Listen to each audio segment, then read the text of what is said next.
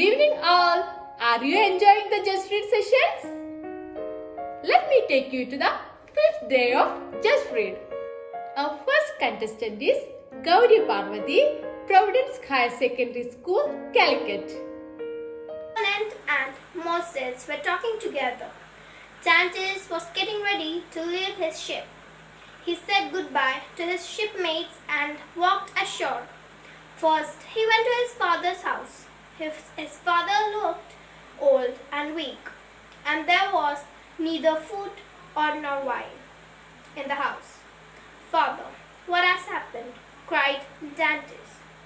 "I gave you 200 francs when I set out of my voyage." "Yes, Edmund," said his father, "but there was a neighbor, Cadros. You owed him 140 francs. He threatened to go to Monsieur Morel if I had not to repay him." So the old man had paid Cadros 140 francs and had lived for the past 3 months on only 60 francs. Dantes was very upset. He gave his father some money and asked him to buy food and wine for himself as soon as possible. "Don't worry, there will be plenty more money," he said, "for I have been appointed as the captain of the Pharaoh for her next voyage." As Dantes was speaking, Cadros came into the room. He had heard what Dantes had said. "Congratulations," said Cadros, "on your good fortune." Dantes thanked him and tried not to show his dislike of the man. Then he said that he must see Moses. He wanted to arrange to marry her on the following day. "You seem to be in a hurry," said Cadros. "Yes," replied Dantes. "I must make a trip to Paris as soon as possible, and I wish to get married before I go." "Why must you go to Paris?" asked his father. "To carry out the last request of the poor Captain Calicut," replied Dantes. So saying, he hurried out of the house. When he had gone, Cadros also went outside where Daclus, the supercargo, was waiting for him. "Ah, there you're here," said Daclus. "Did you see him?" "What did he say?" "He already talks as though he were a captain of the Pharaoh," replied Cadros. Daclus' face turned crimson with anger, and his voice was wild. "He shall not become a captain if I can help it," he cried. "Thank you." Thank you, Gauri. Our next contestant is Navaneet X, Nirmal Hridaya, English Medium School, Calicut. The magic brush. Maria was a poor boy who lived in a small village. He was very good at drawing but had no money to buy a pencil or a brush. So he drew with stones or sticks. On the sand. Sometimes he drew with his fingers. One night he thought, "How I wish I had a brush. I could then draw better pictures." With it, suddenly an old man appeared. The old man said, "Here's a brush. Draw pictures, but only for the poor people of your village." Seeing this, the old man appeared.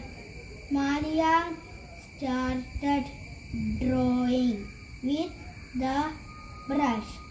He drew a hen, and the hen turned into a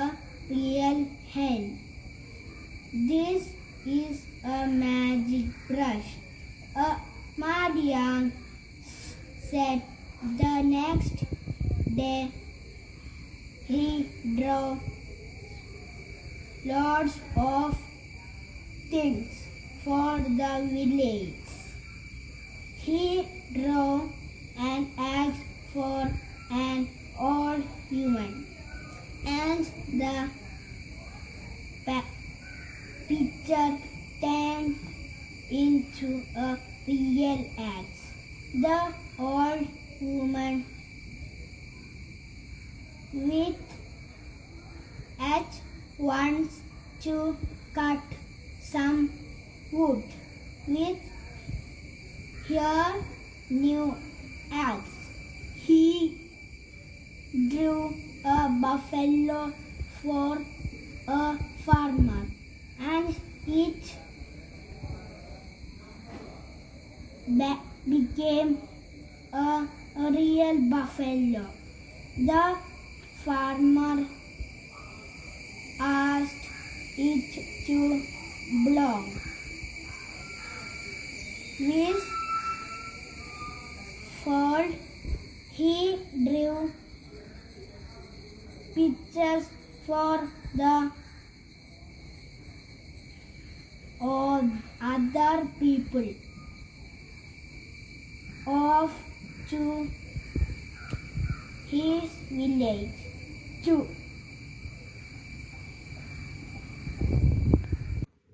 Thank you, Navneet. Our next contestant is Advait S. Bhavans Vivekananda Vidya Mandir, Trivandrum. Hello, my dear friends. My name is Advaitas, and today, on the occasion of World Reading Day, I would like to read you a story from Adventures of Tom Sawyer by Mark Twain. The story I am going to read to you is The Great Whitewash. Tom Sawyer was a troublesome boy who loved adventure. An orphan, he lived with his Aunt Polly, cousin Mary, and his half-brother Sid. He was very mischievous, and Sid often complained about him to Aunt Polly. Tom would hide when called to do errands for his aunt, steal sweets and other goodies, and be mischievous. Aunt Polly, however, could never bring herself to hit the naughty boy because he was her dead sister's son, and she loved him dearly. One day, she found out from Sid that Tom had skipped school to go swimming. On top of that, he had a fight with another boy and returned home covered in dust, his clothes tattered. Aunt Polly was furious. As punishment, he was told to whitewash 30 yards of the fence on Sunday afternoon.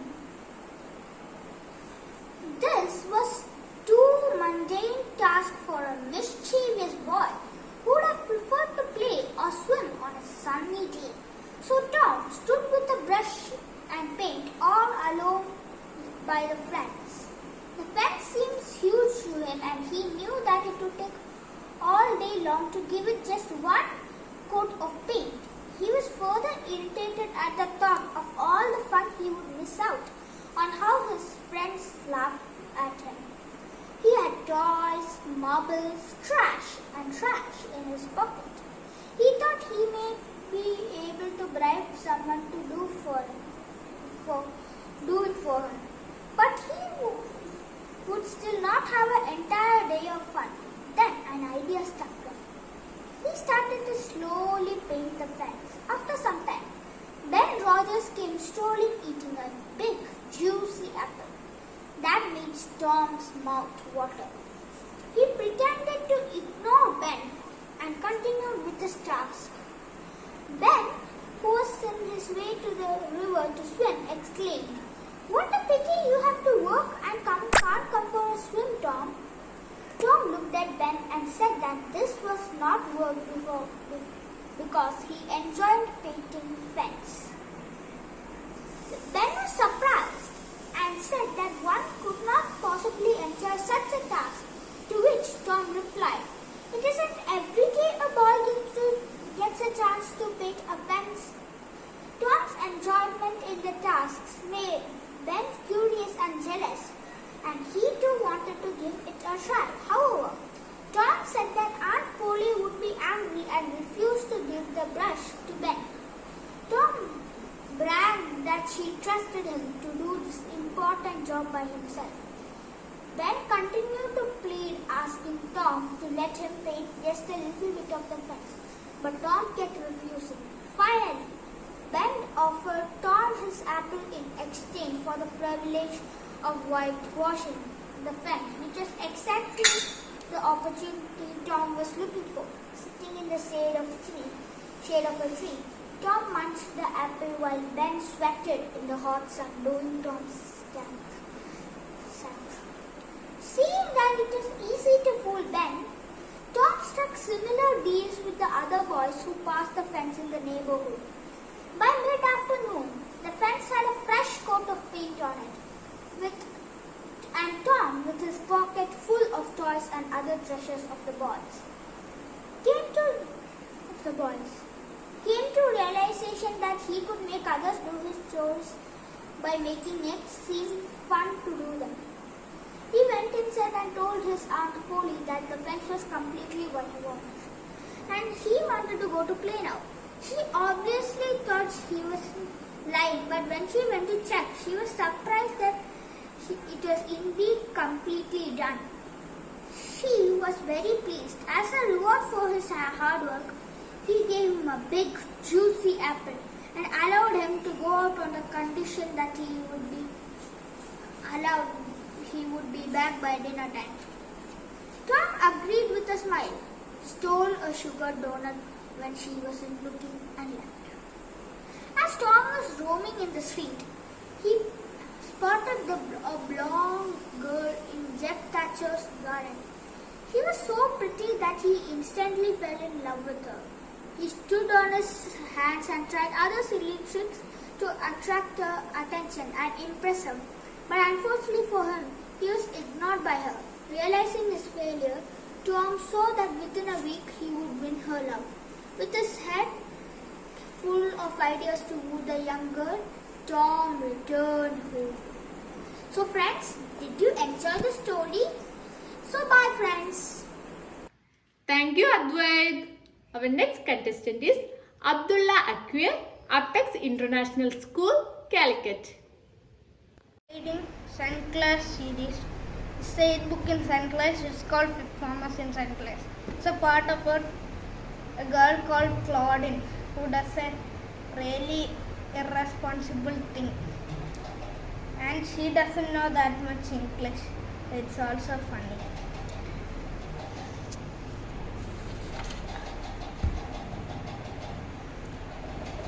Yes, said Isabel, remembering. She was simply unbearable, quite unreasonable. And it was the little mouse Gladys who got her around and made her stay on and become a quite decent member of St. Clair's. But Mirabelle has got a full head. Now she's sports captain. Gladys can't do anything with her. I heard her arguing with Mirabelle that the other day, and all that happened was that Mirabelle got angry and shut her up. I never liked this Mirabelle of yours, remarked Claudine, who has consistently got out of games and gym whenever she could. All the time she had been at St. Clair's, she's always hunting me here, there, and everywhere, calling upon me to do this and that. Girl smiled. Claudine usually found it quite easy to evade people who wanted her to do something she disliked. But few people were so persistent as Mirabelle. No matter where Claudine hid herself, Mirabelle would run her down to earth, produce a list of games, and try to pin Claudine down to a practice. Yesterday, in my great despair, I went to Miss Theobald, said Claudine, raising her eyebrows and her shoulders in an amusing way. There was Mirabelle close behind me, waving a great list, and there was Brad taking to my toes. Heels, said Bobby, laughing. I run fast, said Claudine, and I find myself outside Miss Theobald's door. What shall I do to get away from this dreadful Mirabelle? I knock at the door. I go in. The girls were amused and wondered what Claudine could have found so suddenly to say to Miss Jewel. What excuse did you make? Asked Janet. I held a long conversation with Miss Theobald, said Claudine solemnly. We talked and we talked, whilst that poor Mirabelle waited patiently outside the door. What on earth did you talk about? Said Bobby curiously. Claudine looked mischievous. There was no Miss Theobald there, she said. I talked to myself and then I talked again as if I was answering. The door was shut. How could the good patient Mirabelle know that? Only I, Claudine, was in the room. Was Mirabelle outside the road when you went out? Alas, Miss Theobald herself came to the door when Mirabelle was standing there. The poor Mirabelle. She must have been so surprised to see Miss Theobald, as surprised as I was, so suddenly to hear her voice outside the door. Me, I did not stay in the room any longer. I jumped out of the window. The gardener was there, and he too jumped. How do you say it? He jumped out of his skin. The girls yelled at the thought of Claudine jumping out of Miss Theobald's window in order to avoid both Miss Mirabelle and Miss Theobald. Thank you. We had a great journey with our little readers. We shall announce the results soon. Thank you for being with us. Thank you once again.